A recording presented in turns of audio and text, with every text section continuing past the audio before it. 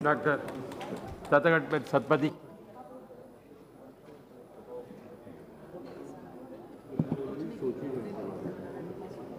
Sir, thank you. Next Monday, 7th of August, is a day when the farmers in Orissa and in other parts of India pray to the bullock, the bell. They put abhir on the head of the bullock, put flowers and feed them well. This is a culture of India. At the same time, many across the world say a steak rare is indeed sumptuous and filling as fare.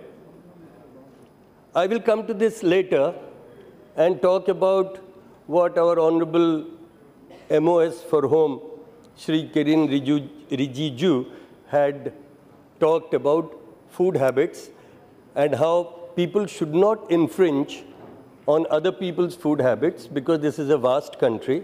And I fully support this minister because even in this, I endorse this minister because in this dark times, there still are a few voices, maybe staccato, maybe abrupt, but they are talking sense. Let us take hope because I believe this land is a blessed land. It is not a land where we will be permanent. With my feeble mind and my weak body, I have seen many powerful politicians come and they vanish. Many parties come to power. They think we will be here forever. And they boo the others. I remember past 2 Lok Sabhas when we were sitting here, like as usual, we are always sitting this side. And there were another bunch of people there booing the BJP, questioning them. Today they are being questioned. So it is all the same. They are here today, they'll be gone. And I can very easily, very clearly see the demise because the moment the ego rises, the anger rises, the unease amongst the people also rises. And when people go quiet, the powers that be should take caution.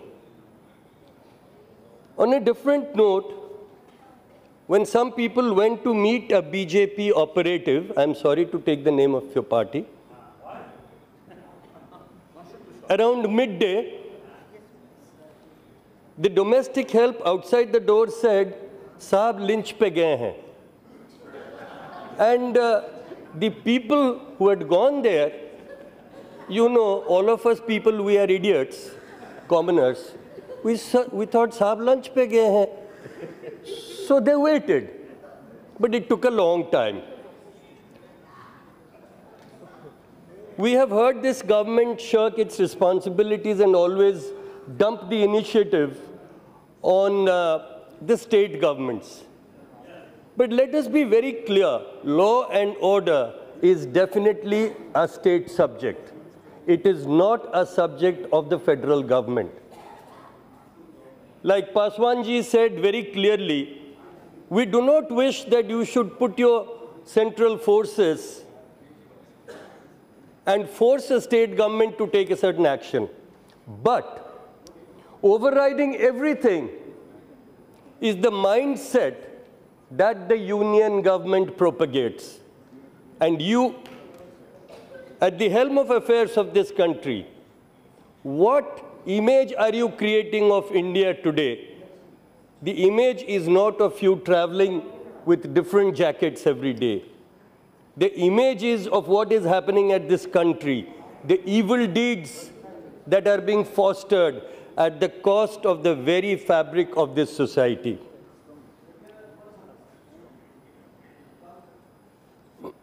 And here I would like to say, somehow, this is again, inshallah, God willing, most of these luncheon parties or lynching, whatever they are saying, it is a very serious thing and it hurts me even if one single individual Indian citizen is killed for no fault of his. One single citizen. I am not a cold-blooded person who will say that if 150 people died because they had to stand in the queue in front of ATMs and banks, it's a small price to pay for the whole country. Every single individual Indian is precious for all of us sitting in this house. If we do not consider her or him precious, we are all criminals. The Gaurakshaka running around in the countryside are probably not aware that most of the cows in India today are actually Jersey cows. They are not their mothers. If they are unable to recognize their true mothers, because I know my mother, and I know my father also. If we are unable to recognize our own mothers, it's a very sad thing. And like my colleague speaks in a North Indian language, Hindi. There was some Hindi song which said, "Na Hindu banunga, na Musalman banunga, insan ka aulad hoon, insan banunga." I want to be a human being. Let us not actively help to make this country, to turn it from a democracy into a mobocracy. Nobody is denying that the cow is an important economic animal and important economic tool for rural India. That is why in the centuries gone by, the cow was prayed to by the original Indians. And at the same time, nobody is bothered that our indigenous breeds are dying out. Let us get to the crux of the problem. We have heard, sir, many screaming and shouting here. What is the crux of the problem? Who sells the cows? Who sells the bullocks? It's the poor Hindu farmer. He doesn't sell it out of goodwill. A bullock in Orissa today, a couple, costs anything between 30 to 50,000 rupees. They take a loan from banks, from the Mahajans, to buy a pair of bullocks. A cow also has a similar cost. As long as a cow is milching and the bullock can till or plow, no farmer wants to give up that animal or those animals. We keep them as precious, as precious as the rich people keep their jewels and their cars. It is, and I have never heard of any farmer in India who domesticates a bull. There might be some who domesticate a bull, but I have not heard of them. It is only when the animal gets older and is incapable of working that the poor Hindu farmer is compelled to sell the animals. Who buys it? It's an economic circle. It could be another Hindu. It could be another Muslim. It could be somebody who is part of the cycle and the animal is carried forward. Sometimes it comes to Uttar Pradesh, where it is skinned, where it is killed, where it is butchered. Sometimes it goes to Bangladesh. Sometimes it is done even in certain states within India, like Uttar Pradesh and other places. Like all the tanneries in Kanpur, we all know of them. They are all dealing with cowhide. Now I notice that these buyers have actually stopped going to our villages. They are scared. They are not moving out because they know if they reach there and they buy the cows and bring them back, they will be slaughtered. So what is happening? Our farmers are unable to sell the useless animals. The economic cycle has been put to a stop. If they are not able to sell these, this would have been their seed money to get another loan. They are unable to get a loan to get another pair of bullocks.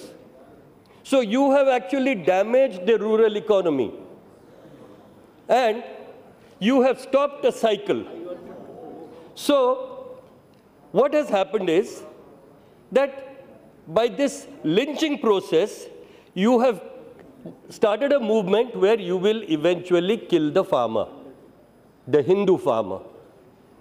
In your overdrive of being anti some minority, you are killing the majority.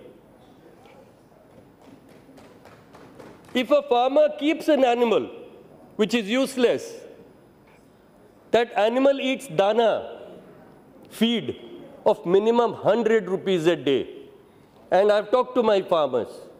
Apart from that, an old animal, you have to spend anything between 300 to 700 rupees for medication, to get the vet, to feed him medicine or inject medicines.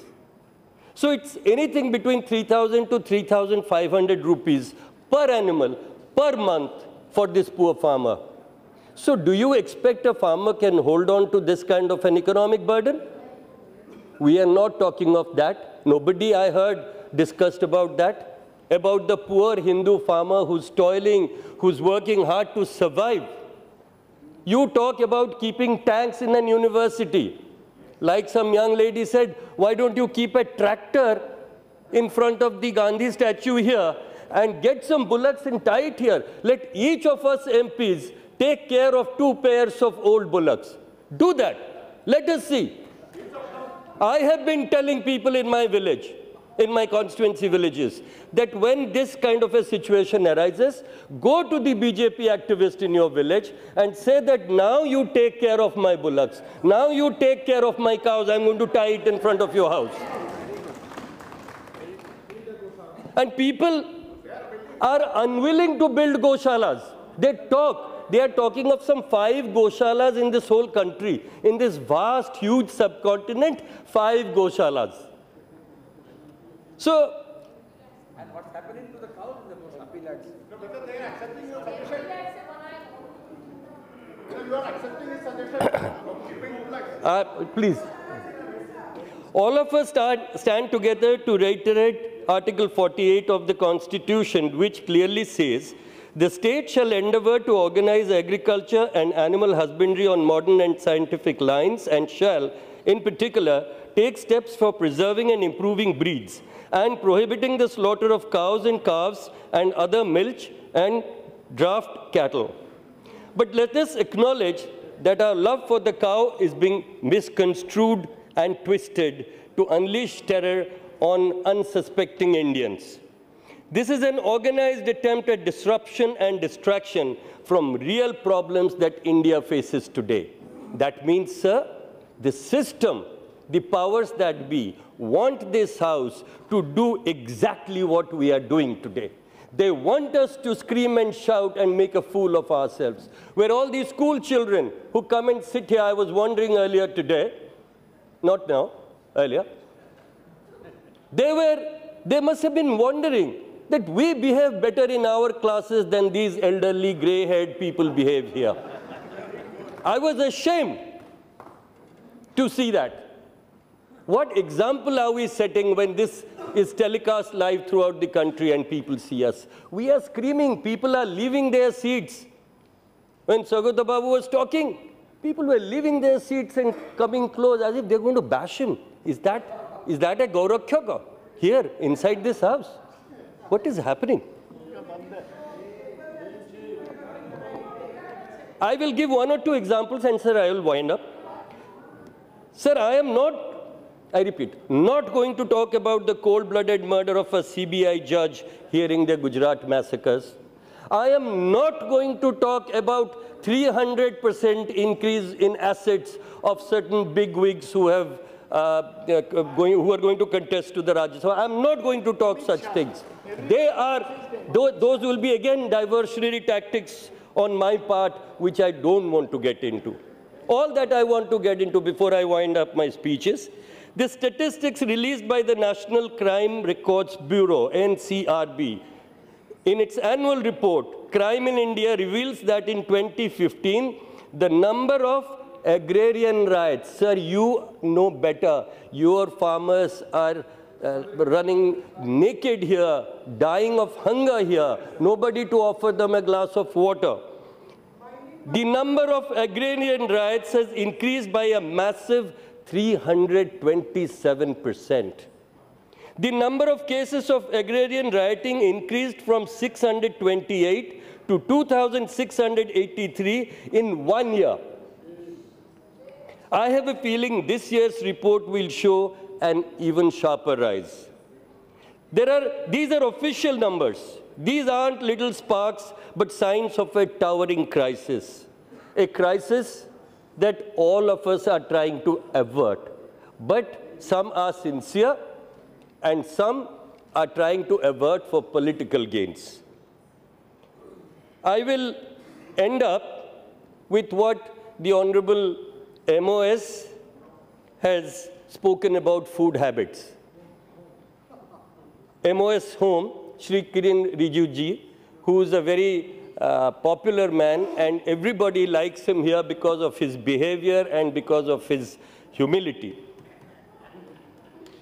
One minister in Rajya Sabha, a colleague of his, gave a few figures regarding lynching incidents.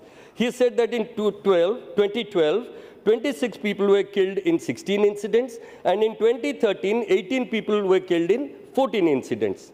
The interesting thing about these figures is that just a day before that answer, on 19 July, his own government, through another minister, had replied in an unstarred question in the other house, question number 376, asked by Mr. Anil Desai in Rajya Sabha that the National Crime Record Bureau does not maintain data of such incidents. Wonder how a supposedly senior minister reached these figures. Was he talking out of his hat, or was the other house misled with untruth? Or were these the creation of the Twitter and WhatsApp army that has been created by our friends here, by our colleagues here who are ruling us? Because sometimes when they are talking about the army, I don't know whether they are talking about their Twitter and WhatsApp army or they are talking about the Indian army. I get very confused. Who is paying for the Gaurakshaks? Samna, the Shiv Sena mouthpiece, which is one of their strongest allies, a saffron ally. Everybody else is not a saffron ally. Has said very clearly that the Gaurakshaks are playing the game of Pakistan to divide the Indian society. And most likely, the Gaurakshaks are being paid for by Pakistan. This is in Samna. This is not some English-speaking newspaper reporting. This is the very core of Savarkar's Hindutva. When, we heard that demonetization actually killed black money, stopped funding for Naxals, terrorists, stone pelters, all that is over. Now again, we don't have stone pelters in Kashmir. Here sits one ex-CM, I think, of Kashmir. He should know there is no stone pelting. Still, he wears a hat. But what I have to say is that can you find the source of these stone pelters in Kashmir, source of funding? If you can stop that, can you find the sources of funding for the Gaurakshak? Right, all right, please Yes. wind up. Please. Sir, one last part.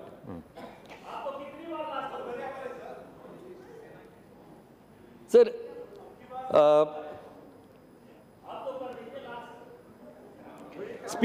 sir, we had one more incident I will narrate and I will wind up. We had a very honorable, and I felt personally, one of the very gentlemanly union ministers, Mr. Manohar Parrikar, who was earlier the Chief Minister of Goa, came here as the defense minister, not a small-time state minister or ordinary cabinet minister, but the defense minister of the cabinet, of the union. And I could visually see the gentleman very disturbed whenever he was sitting here. And eventually, I was amazed to notice that he in reality went back to a state called Goa, where his party did not even win a clear majority, stayed back as a chief minister without a clear majority to a state like Goa. And I started pondering, why would he do that? What political sense would make a man give up such a post and go there? He used to sit on the front row. Then I realized that the man is a gentleman. Does that speak enough? It does. Because he is one person, as the Chief Minister of Goa, he has said, if need be, I will import beef from neighboring states of Karnataka and Maharashtra to feed my people.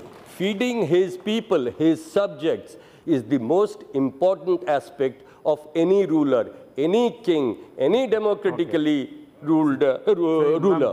And similarly, when Mr. Kiren Rijiju, replying to a gentleman, I do not know why somebody did not migrate to Pakistan and stayed here to attack your food habits, when Mr. Kiren Rijiju said that you must not equate the Northeast with your Haryana or your Bihar or your UP. I fully endorse the views of Mr. Rijiju. He is a man who has the guts, and I am not talking something which is not to be used, because you know, nowadays, those who do propaganda for your party, they have gained a bad word as their name. Which Right. Please, right. उपाध्यक्ष महोदय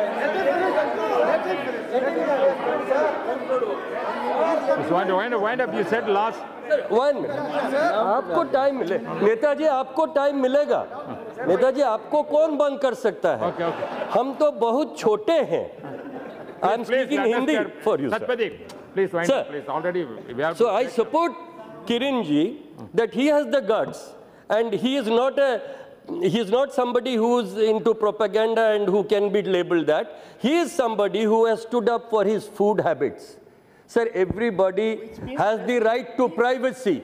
Everybody has the right to choose what he or she will wear, what she or he will eat, how she or he will live, what languages they will speak. Somebody will speak Ahomia, somebody will speak Kannadiga, somebody will speak Bengali, somebody will speak Oriya, somebody will speak Tamil. That is the beauty of this country. You cannot make this a country, a unified country according to your thought of unification. We are united, we were united, and we shall remain united for India, not for certain people's dreams. Thank you, sir.